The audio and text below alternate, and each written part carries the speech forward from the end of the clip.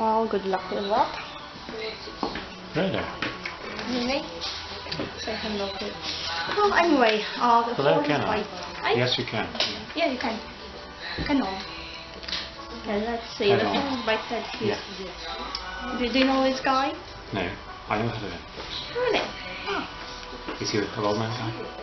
Oh, he's a very famous guy. Well, not exactly super duper famous, but quite Because famous. Hughes is something, you know, is not an unusual name to have. That's a very interesting poem. Anyway, you really so good. So let's read it. Let's read it.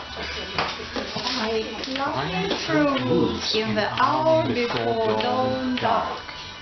Evil air, a frost-making stillness, not a leaf, not a bird, a world casting frost.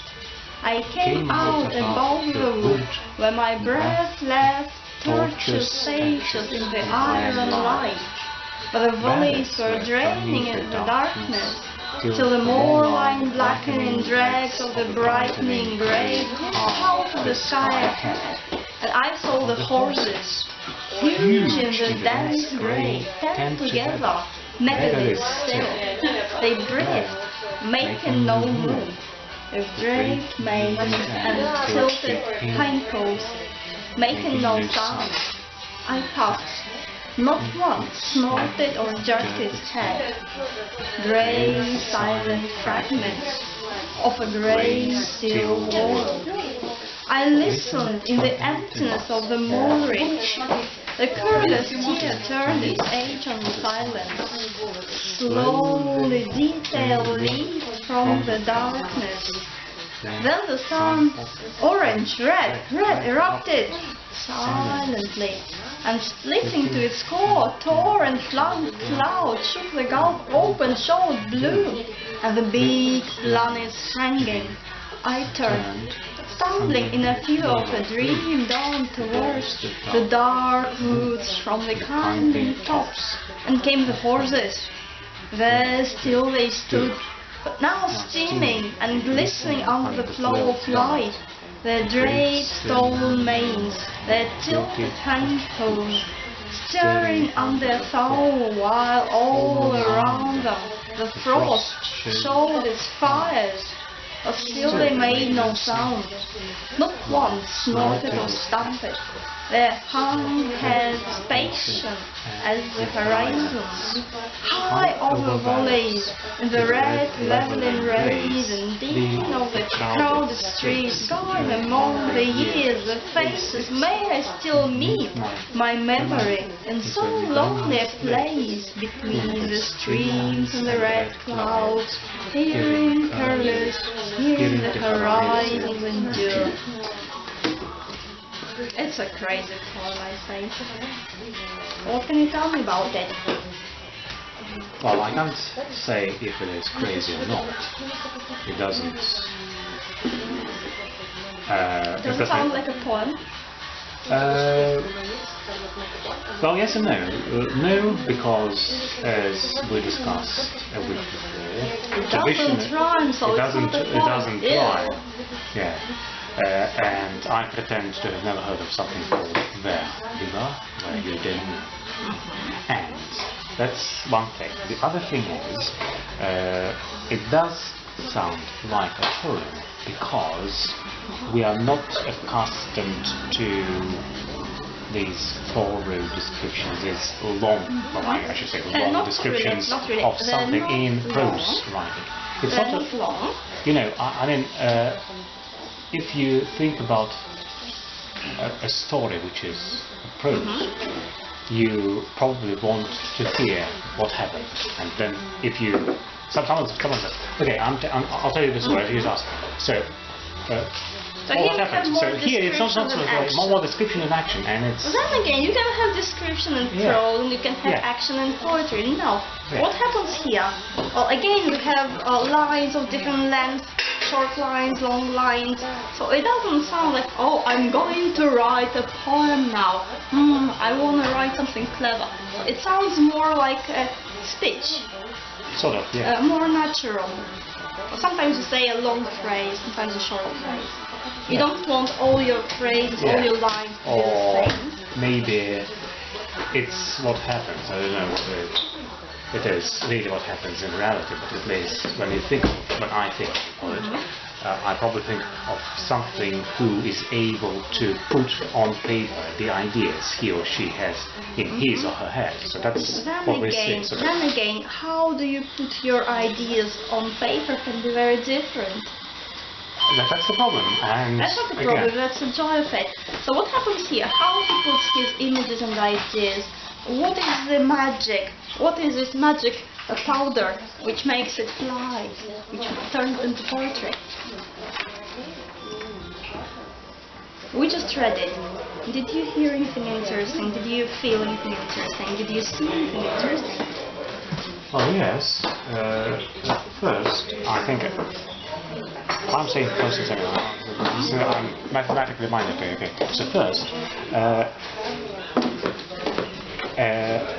I was probably imagining something that connects to one of the previous poems we read together, where there were horses. We had horses before. We had lots of horses before. We had lots of horses before, and one of the things I remember was this listener's poem, where there was a lonely traveller on a horse, and it was somewhere in the middle of the night. So immediately, when I started reading this poem, I thought, okay, it must be sometime in the dark. Yeah, that's very interesting, because the listeners is such a special poem. We had lots of poems about horses specifically, and in the listeners you just have it mentioned a few times. Well, that's what you remember. And if you remember it, then it's a really good poem. And here it has more or less, it has the same atmosphere as the listeners. There's something strange here, something not bright, something in grey colors. Initially, because then it changes as far as because still it's like traditional black and white and red, a little bit of blue, just a tiny bit. Lots of red. And so grey. Black, grey, white, red. It's a very traditional colors which you can use. You see them everywhere. You see them in traditional paintings. You see them in traditional culture. It's like basic colors. Because they think it's because they don't like these bright colors, because they're not very optimistic, or is it just because they like? It's because it's hard to get other colors. Traditionally, it's easy to get black color. It's easy to get red color in some places, but it's not easy to get other colors. They can't order them on the net. So you use what you have, and then you have all those ideas. And then you have what you use. Okay. Now, what else is interesting in this poem? Following up on what we were just saying, or what you were just saying, I was trying to interrupt you.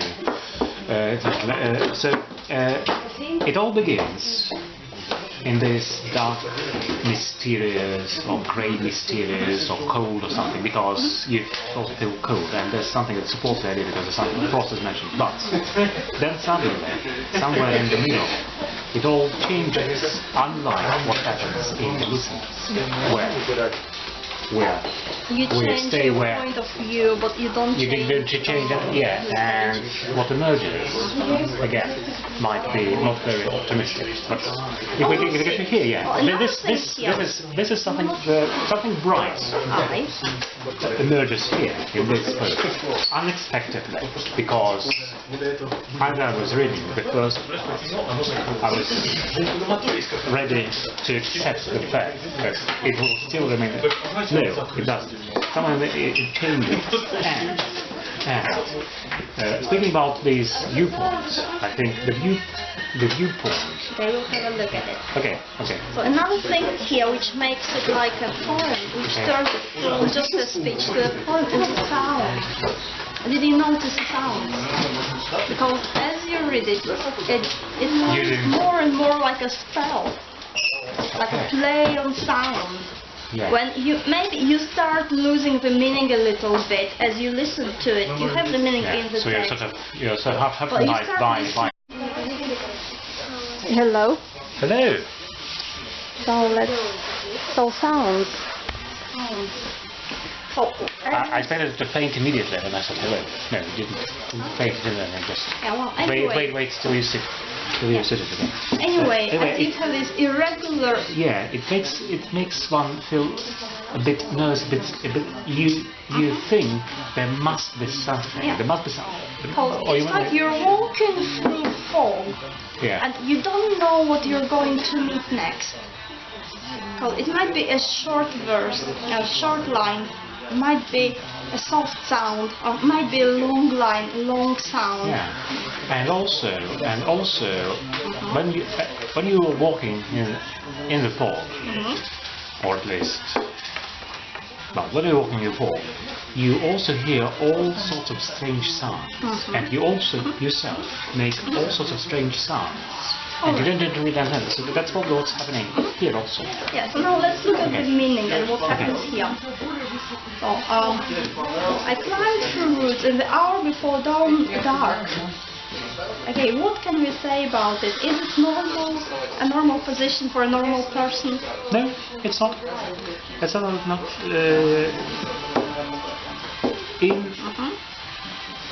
Well, if you imagine someone who in the woods because he's there to have a little walk and he or she would do that during the day, or it's because now you have darkness. Immediately you have two main words. You have the woods and the dark. The dark and the wood together, it make us feel nervous, like you said. They make us feel nervous, and they also mysterious. There's a mystery because normally they do that. It's not just dark. It's not just dark. It's a very specific dark. It's an hour before dawn dark. Yeah. An hour before sunrise, you mean? So it's very late in the night or very early in the morning, depending on how we look at it. But again, in this first line, we have darkness and we have light, and they're put together, dawn and dark. When you put two words together, they make each other stronger. Yeah, they affect each other. The closer the two words are, the more they affect each other. So dawn and dark. Again, we can hear how they're very much the same. They sound the same. Yeah, dawn, dark, dawn, dark, dawn, dark. Yeah. And he plays with it. Evil air. If I climbed through woods, again, it means you don't have a path. You don't have a path, yeah. You just go wild. So he's a strange person. That also means something like some hard work, because when you climb, climbing is hard work. So it was something not really done for pleasure or for specific maybe it also means that he doesn't have any specific way to follow, and that's where chance or fate or his inner senses take him. Yeah. So you go through the wood. A wood is something confusing. It's dark. It's night. It's dark. So we know this image of the wood, dark wood, where it's like your life. You go through it. But if you say you go through, it looks like you're looking at the woods from above. It's a map of a wood, and then you go through along the route you know very well, or you think you know very well. And that's where it takes you. Yeah, that's where it takes you. It's like it what reflects you, really. So you come to this place, you come through the wood, through yourself, through this inner confusion. You come out, and what do you see? Evil air. How beautiful. Do you often think of air as evil? No, not me. A frost making stillness. So it's stillness which makes cold, which produces cold. Which also makes you sort of a nice statue, probably.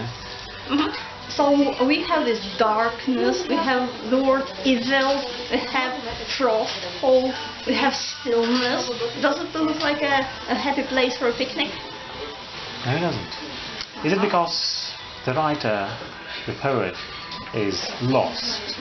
Again, lost physically, lost metaphorically. something. You lose your way, and then you sort of, forest, and that's where you find yourself eventually. Yeah. It's a place of stillness, and if it's a place of stillness, that's it, the eye of the storm in a way. That's the heart of the heart. Not a leaf, not a bird, a world cast in frost. So nothing is moving, and it's very beautiful. This whole poem is based on negation. It's all about negation. No leaf, no bird. Yeah? So we see a leaf, then it disappears. We see a bird, then it disappears. It's a ghost bird, ghost leaf. It's a strange place. A world cast in frost. So again you say frost, frost, we repeat the word. We don't say cold, we say frost. So it has this nice sound. So it's still and it's cold. What kind of reality is it?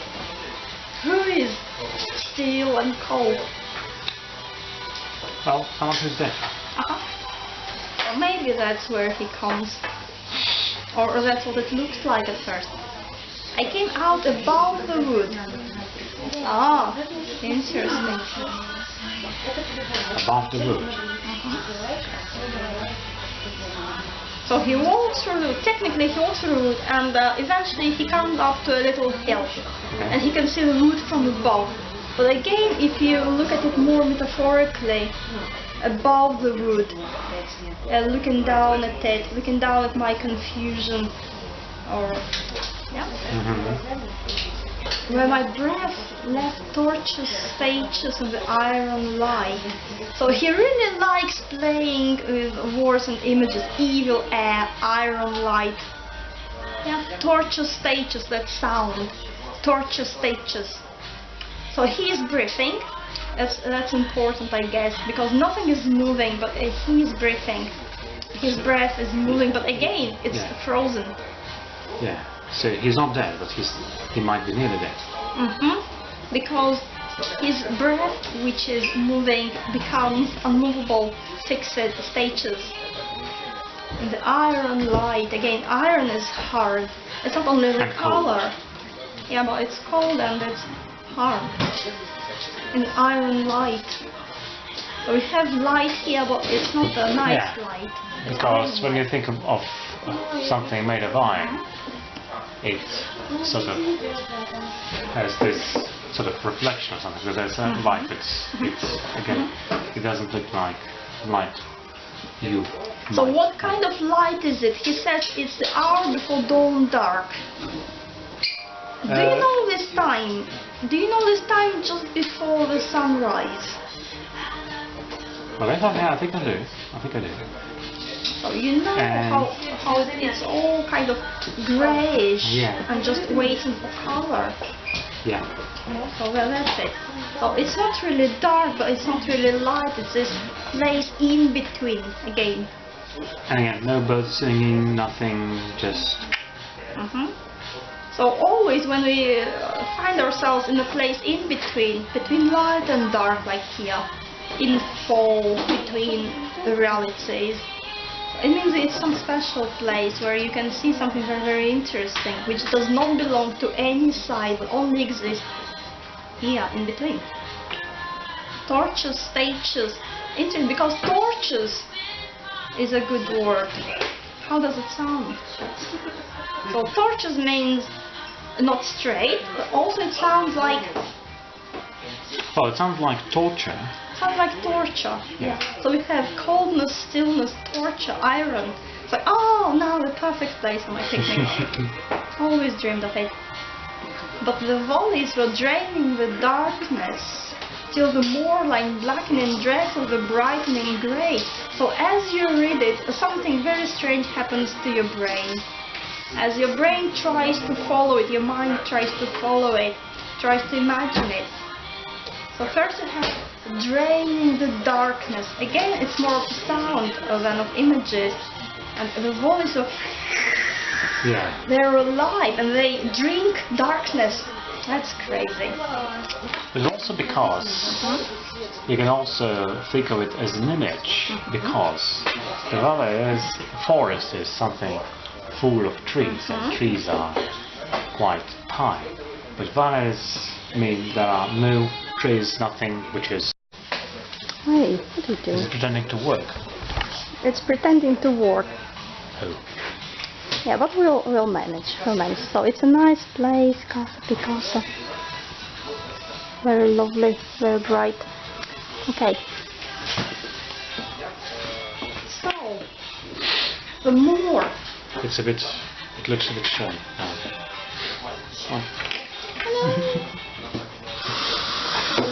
The moor. I like the sound of the word moor.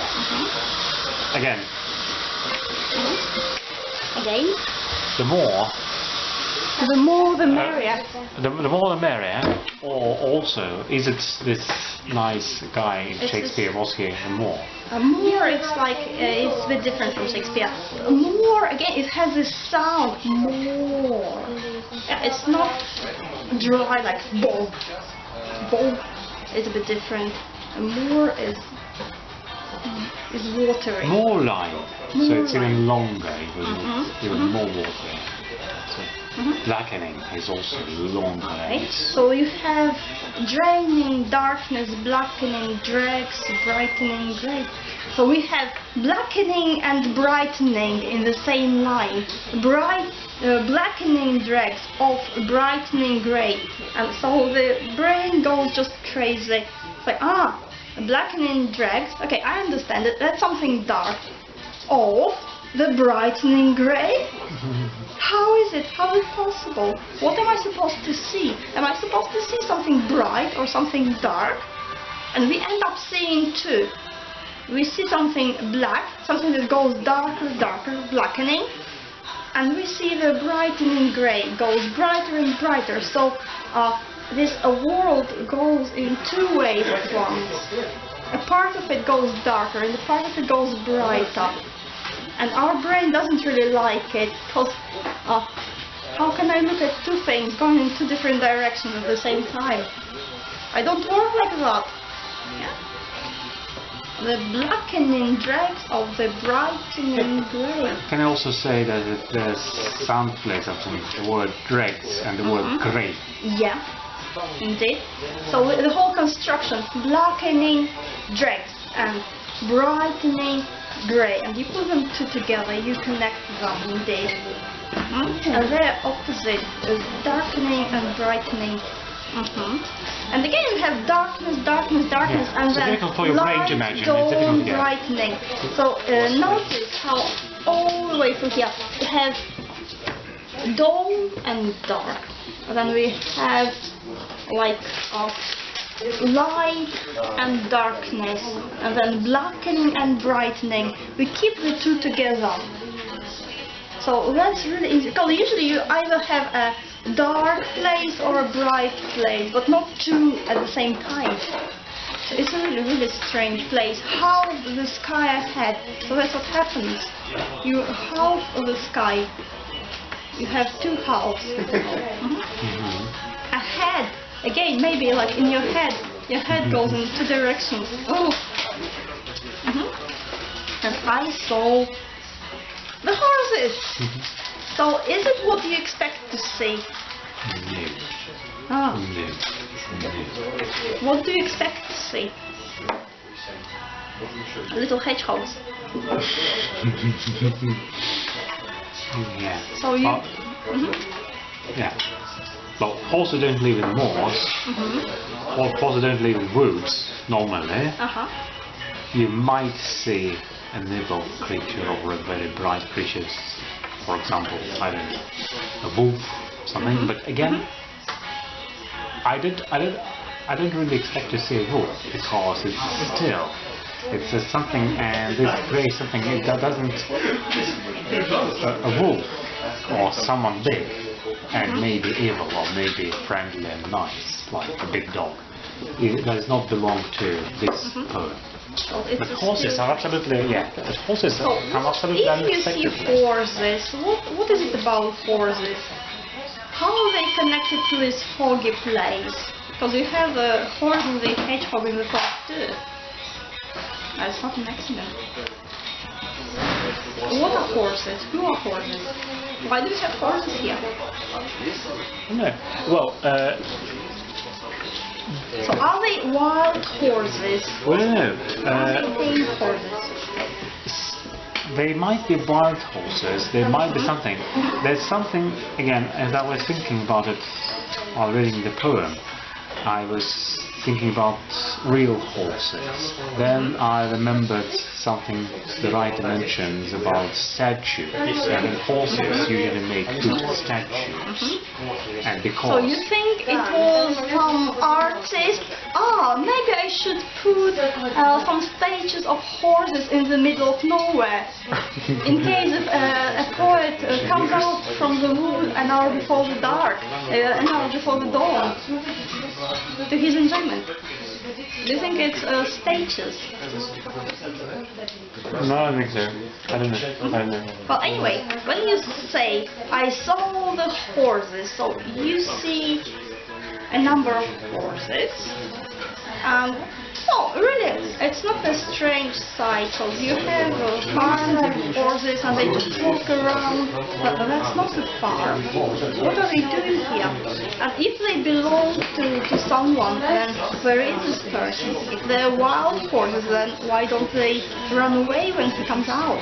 Because it's not a normal horses. The place is not a real place, so the horses are not normal horses. So what is a horse? It's a strange creature, and as an image, it's a strange image.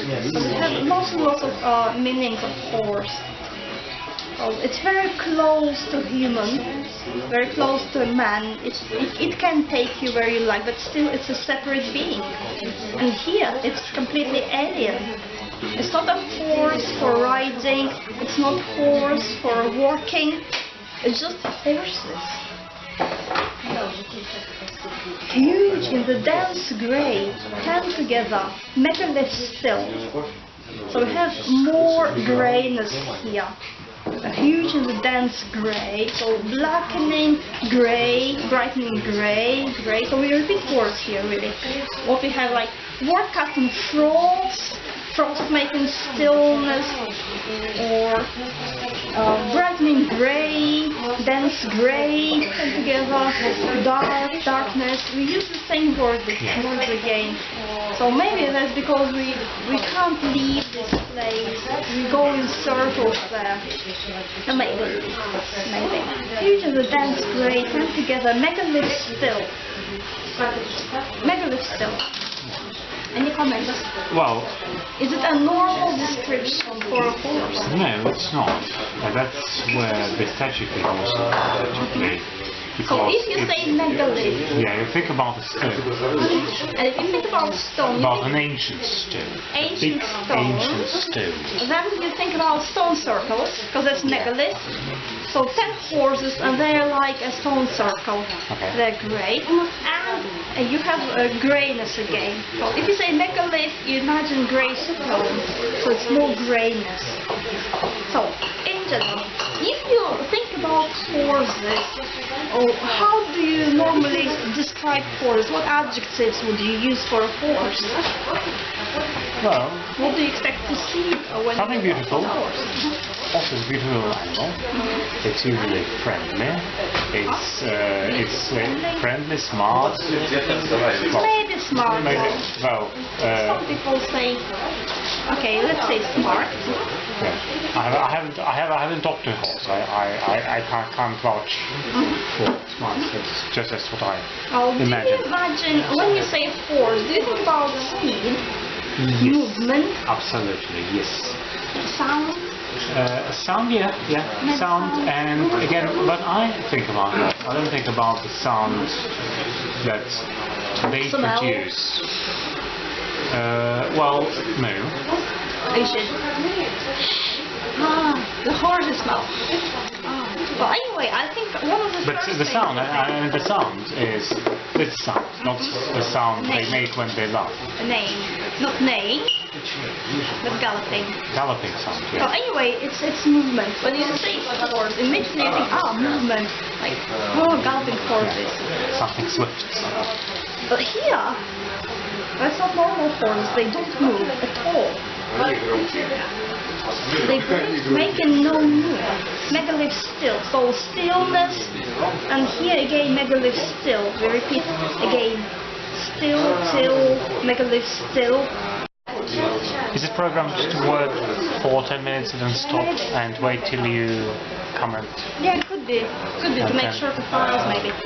Oh, anyway, we'll just listen to it dipping. The listeners. So anyway.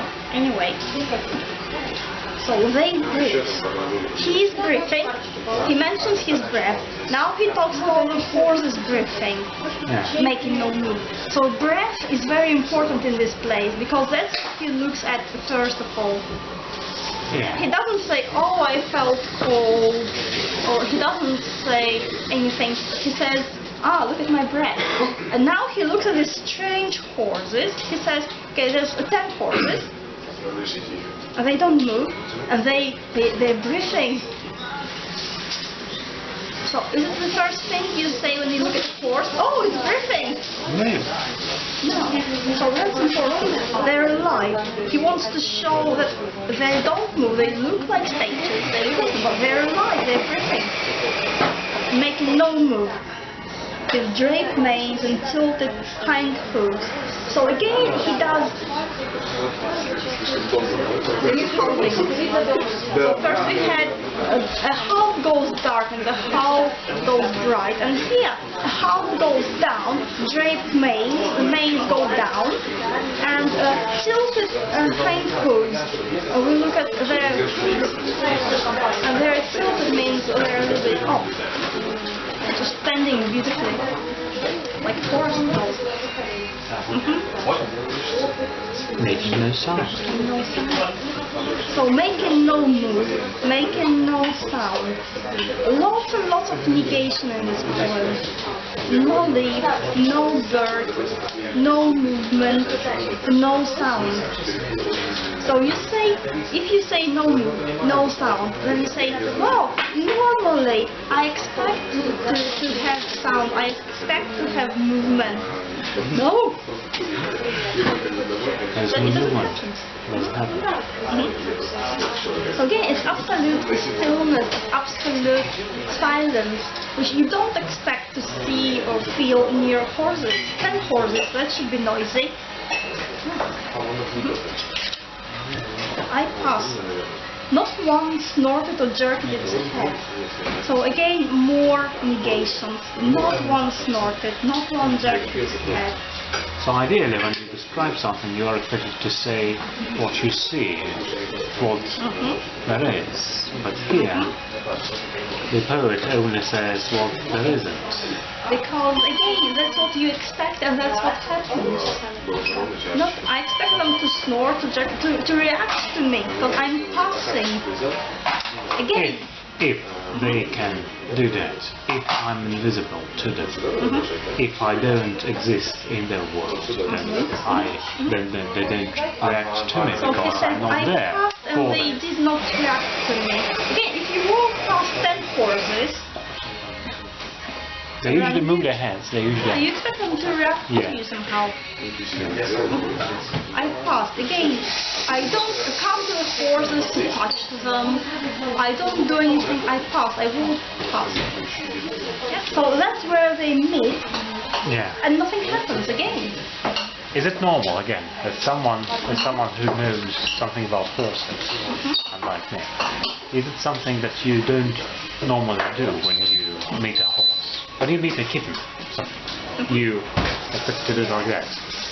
When you see a horse, it's a bit, but don't people feed horses that there's lump sugar? No, you're not supposed to do it. I mean, if it's domestic horses, then maybe, but still. But if it's some strange horses, maybe wild horses, so they're very strong animals, and if you frighten them, and they're very easily frightened, well, then they can do a lot of damage to you, because they're big, and you're not.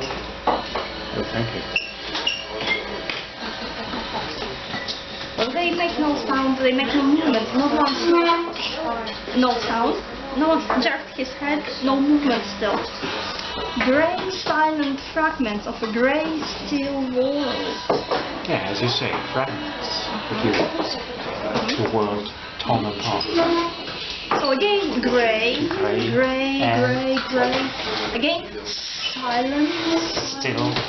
Still, grey, silent, grey, still. Again, we have these two words together, silence and stillness. They kind of come together. And fragments, again, this nice sound. Fragments of silent fragments of a grey, still world. Yeah, and the world is also very music is strong word, world, combining this W sound, this sound at the end, and something in between. Yeah. And these are two short lines, very short lines, just his conclusion, his feelings, his summary. Grey silent fragments of a grey still world. I listened in emptiness on the moor ridge. So again, you have no sound, you try to listen. And then you have emptiness, stillness, silence, emptiness, greyness, no color, no movement, no sound, nothing. On the moor ridge, again, there's some edge. Yeah. It's some edge of being, the ridge. You can walk either way. Maybe it's like one way to life, another way to death. Yeah, and you risk falling down. And again, a moor can be a dangerous place. Absolutely. Making no sound. The curious tear turned its edge on the silence. Ah, now we have some life here. What's curious? No idea. Ah, what do you think it might be?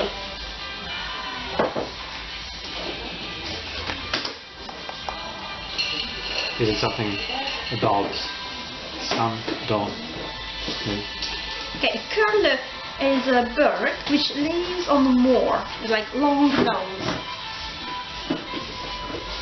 It's not a big bird, and it's got very long nose. It lives in moor. It's not a sparrow.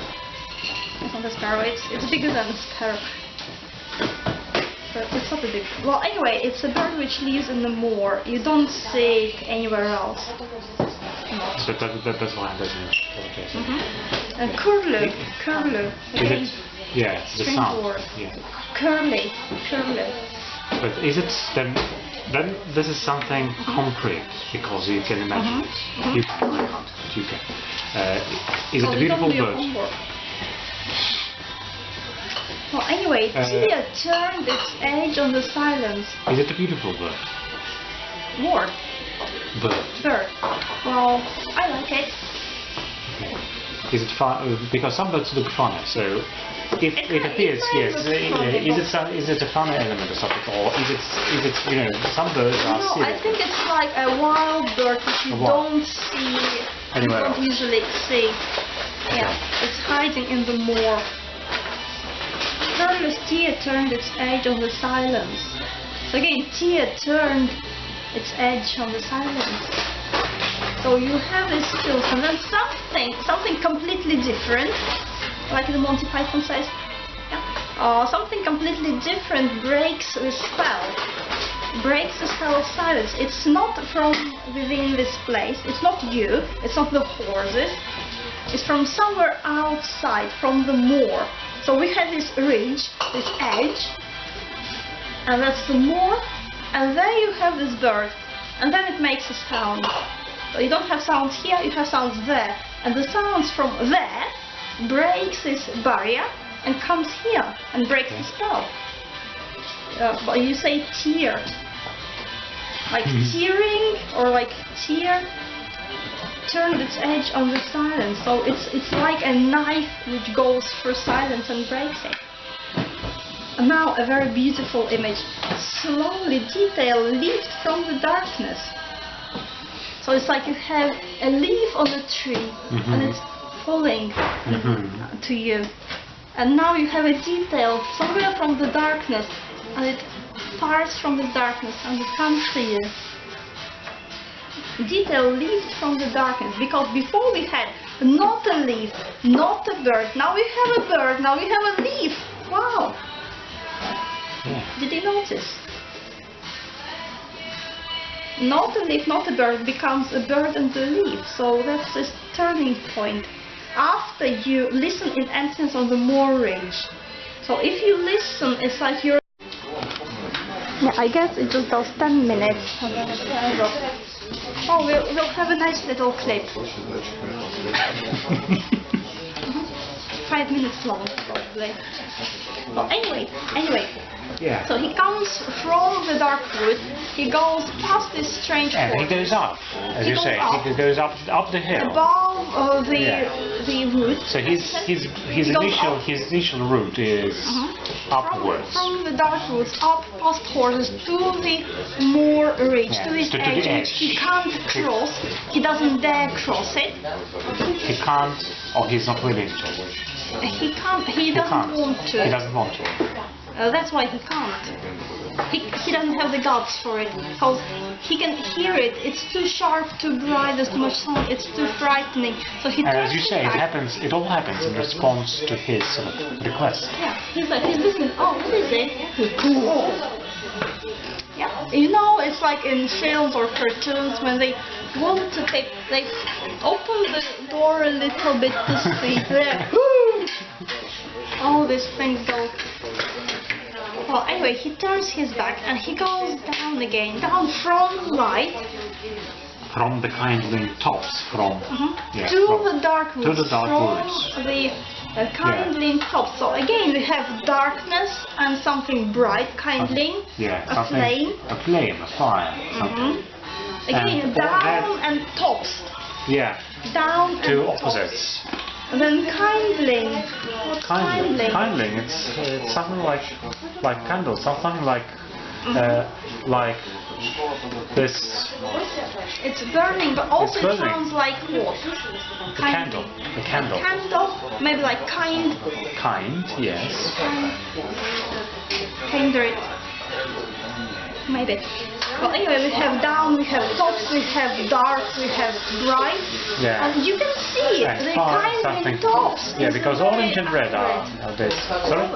Kindling tops is very accurate because it has this first sun rays shining on the tops. And the wood is still dark because it's down there. So it's not very accurate, really. And so he comes down again. Again, if you think about it metaphorically, he goes up, he sees the light, but he's afraid of it. He goes down again to his dark wood. And he goes past the horses again. Came the horses. Then still they stood. So we can read it in two different ways. Still they stood. Yeah. They were still there. Or not moving. They stood still, not moving, or still they stood there yet, without moving. Now steaming and glistening under the flow of light. So it changes. So it's light gets across the barrier, gets across the border. It's catching up with him. Now steaming. Imagine a horse is a huge animal, 10 of them. They're not moving but steaming. So before that you had your breath. He had his breath, the horses were breathing. Yeah, but now it turns into steam. You could see the breath. You could see the breath. It's left torture stages. You could see it. Because normally we don't see the breath.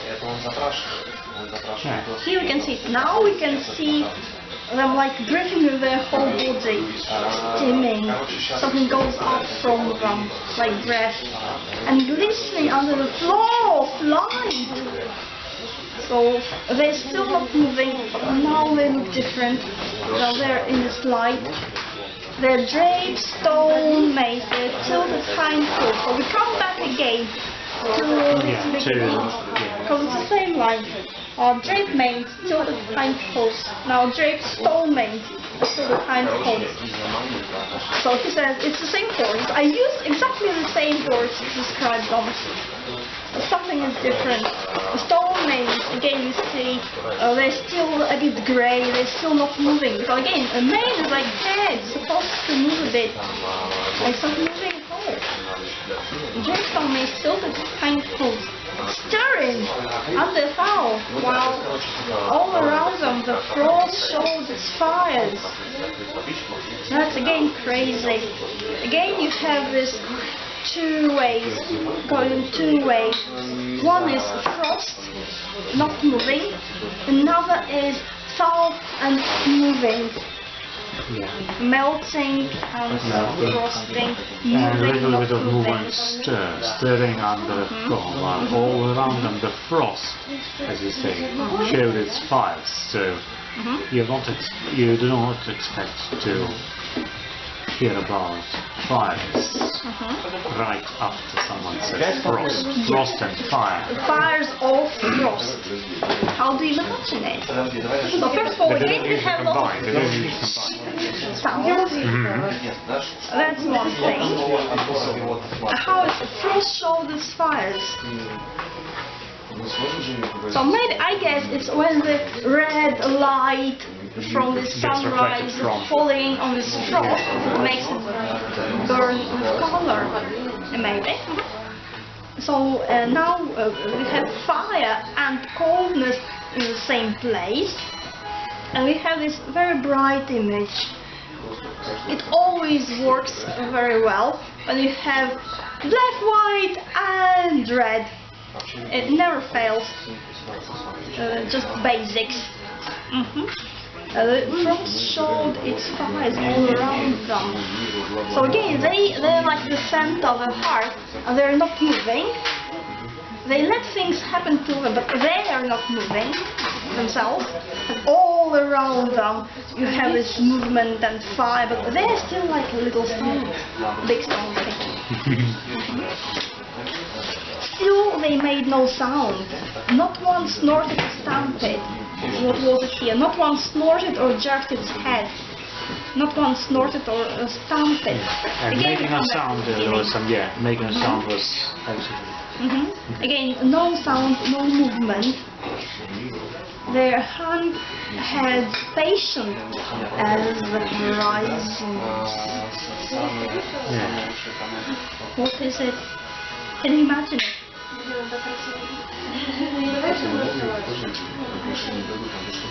Well, it's not something that doesn't move. The horizon is something that sort of is still, but there's also a movement that you associate with the horizon. There's something. Would you say that horizons are patient? No. If you want to say somebody as patient as, as a horizon. No. But how come you use it here? Maybe because we look at the sky, we pay attention to the sunrise, to the rays of light, and then we look at the horizon. And again, the horizon is like a border. Yeah, the edge. And that's where we are, we repeat it. We have more line, we have more range, now we have the horizons. How are the horizons patient? Patient for what? Is it because they remain? Because they're still there. We might be moving, we might be losing our direction. We might be going upwards, downwards, but they're still there, waiting for us, as these horses are. High over valleys in the red leveling rays. Yeah, so now we now head to the sky again, high over valleys in the red leveling rays. Yeah, so now we're flying. Now we're flying. High over Red valleys. light. Again, it's not a normal light. If you think about sunlight, you don't imagine it red. It's only this very short time, either dawn or sunset, and you have this really, really red light. And again, it's very bright. It's not just orange. It's red. Leveling rays, red. You have this brightness. And you're flying in this red. Why red? What is red? Strong color. Yeah. the color of flames, the color of fire. Or maybe it's like life, you know, like traditionally blood, life, things like that. Maybe the sun. These of the. So anyway,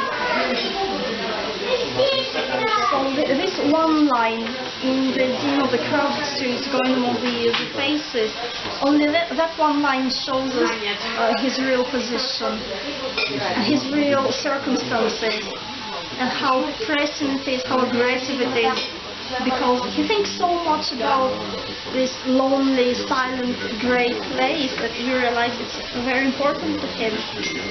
And this one line, only one line, reveals his true position.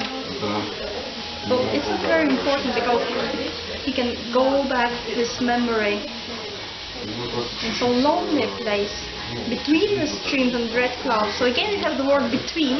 Yeah, the border. on the edge. Yeah, you're on the edge. And is it something that we might imagine is the border that divides between the streams and red clouds? Life and death. Yeah, maybe, because the stream, what's a stream? Yeah, but again, if you compare these two things that sort of combines, then life is, well, we imagine life as something good and death as something bad. But here, it's the other way around, because life, somewhere here down on earth, is grey and dark and cold and silent and something. Is it? And no, life what he and says, the death. dean of the crowded street. The dean of the crowded street. It's very really noisy, very crowded. You always have this little inner space, because, well, if you say death, then your death is only yours. There's no one there, only you. If you come to your death place, there's no one else here. You can always retreat to your death place. There's too much I don't mean you need to die, that's not what I'm saying, but we all have this place of our deafness. Because everywhere else, wherever you go, you have other people around you, other characters around you.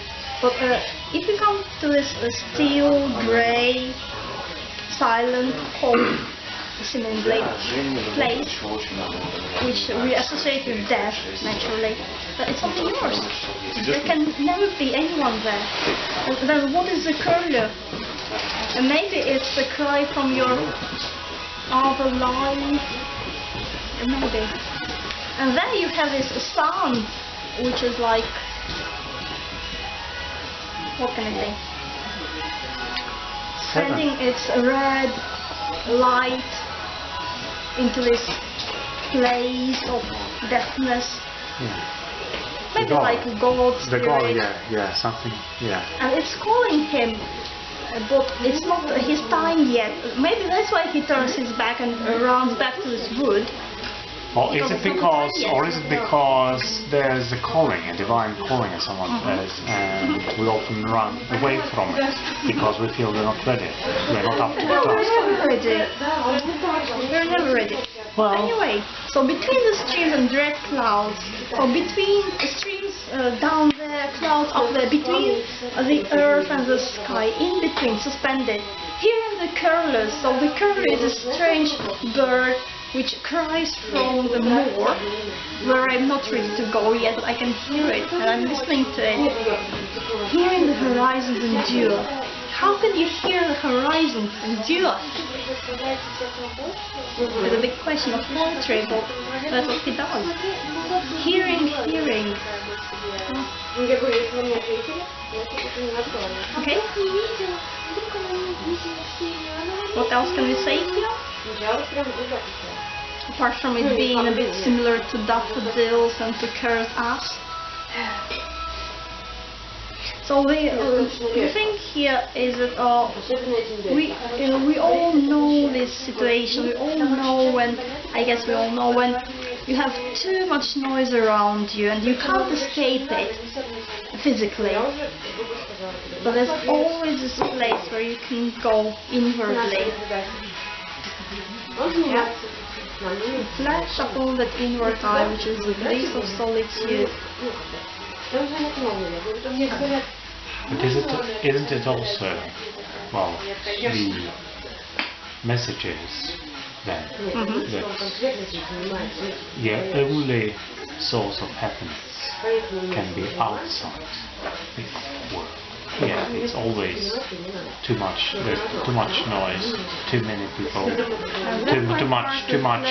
Fields and dances to the daffodils. There's only something that is possible for Well, you. maybe Unless you shouldn't say outside, inside, because it's all one reality, which is yours. But maybe it says if you don't go, if you don't dare to look, if you don't dare come through the woods to this inner place of silence and stillness, then there would be nothing for you to balance this noisy, crowded world outside. Yeah, but also, as I think about it, lots of people do that when they drink. And then they are no longer in this noisy, aggressive world, which they might think, but it's artificial. If you go there by drinking, then it's like you want to turn the computer off, then you take a big hammer and do like this, then it's off. But that's not really how you're supposed to do. That's not really how you're supposed to do, and that really damages your computer, and that really damages something. But, soul or something. Yes. So if all you need is to turn your computer off, then you can use a big hammer. Why not? But if you want to work with it, then maybe you should find this right button. So it's like, it's like reflects for people who do that. It reflects striving for something inside, which is full and rich. But they didn't have the way. I don't know. Maybe again, it's all something we normally, I guess most people don't really like it. When it's dark, when it's cold, when it's still, when it's silent. It's something that most people don't like. That's where he takes us. When you don't have much color. But he says, compared to what we have around, we do need this silence, we do need this stillness. Or isn't it also because we do need to think things over, also things which might be quite painful? That's where all the darkness comes. But then, as we have done our work, thinking and probably changing something else, we emerge on the edge where there's brightness and sun and flames. If you look at this poem as a map, then you can see it's all very simple. You have down, which is dark, and you have up, which is bright. Yeah, the roots down, dark, and the sun up, coming up, red, the clouds are red. So if you imagine it like a little box, it's very balanced, it's very lovely. And he doesn't say, oh, dark is bad and light is good.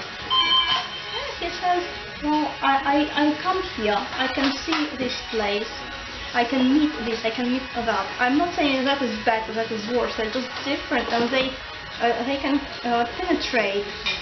The light can come to the darkness. And I can come to this edge and call for it, and it will hear and respond. Okay, anything else here? No? Alright then. Should be... It's still working. Is it? Are you sure? Yes. Are you working? Well, it's not tired. Now where all the interesting stuff comes it's working. Say hello, say goodbye. Bye bye. Oh, that's a lovely place here. Alright, let's